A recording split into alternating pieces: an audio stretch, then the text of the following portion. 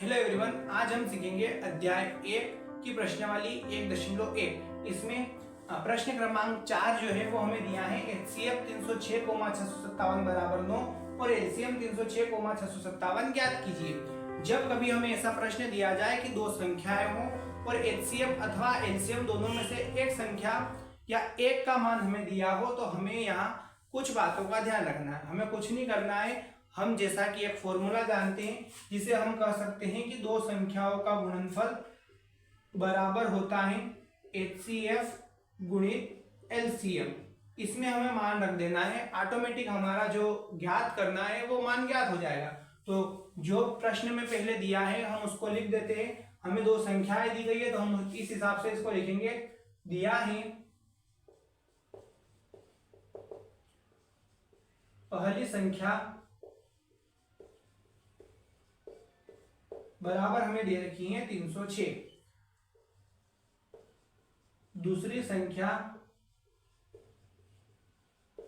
जो कि हमें दी है 657, और यहां बोला गया है कि HCF के बराबर 9 है, तो हम भी लिख देते हैं HCF बराबर 9। और प्रश्न में बोला गया है LCM ज्ञात कीजिए, तो हम यहां लिख देंगे LCM बराबर क्वेश्चन मार्क। इतना करने के बाद हम यहां फॉर्मूला लगा देंगे। तो यहां लिखेंगे सूत्र दो संख्याओं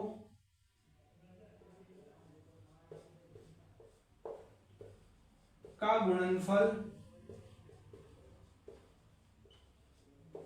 बराबर HCF गुणित LCM के प्रयोग से। देखिए, अब जो दे रखा है हम उसमें मान रख देंगे, तो दो संख्याओं का गुणनफल मतलब इन दोनों संख्याओं का हमें गुणा करना है।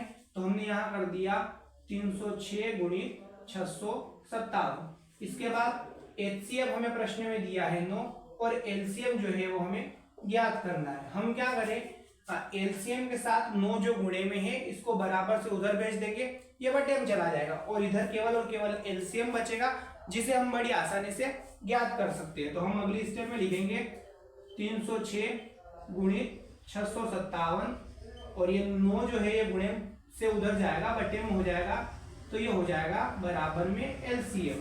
अब इसको हम काट लेते हैं, तो ये हो जाएगा 9 एक 9 से इससे विभाजित करेंगे तो 9 तिया 27, 3 बचेंगे 36 हो जाएंगे। तो हम इसे 9 से विभाजित कर लेते हैं।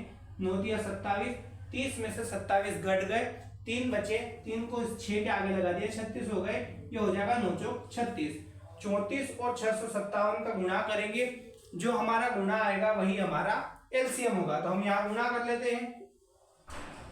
हमने लिखा 34 गुणित 657 बराबर LCM। इसका गुणा करेंगे हम, तो ये हो जाएगा